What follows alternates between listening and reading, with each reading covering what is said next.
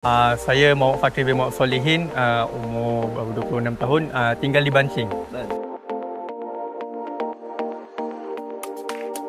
Sengkang sebab kawan pernah recommend. Memang baik dia punya servis, memang dia punya seller dia pun semua peramah. So memang mostly dia punya condition semua kereta yang jual memang ngam lah. So memang pilih untuk Sengkang lah.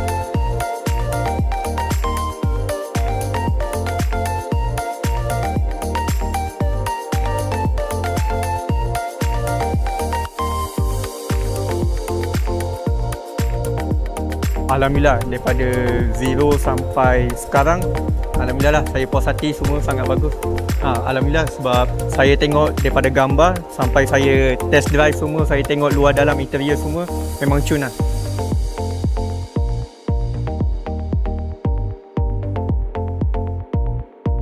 Kalau bagi pendapat saya, kereta Yuska ni memang murah, tapi macam kalau kata tempat lain, tak semua yang macam good condition. Tapi kalau macam tengok Sengkang ni, murah, good condition, memang servis pun baik, semualah memang ngam lah.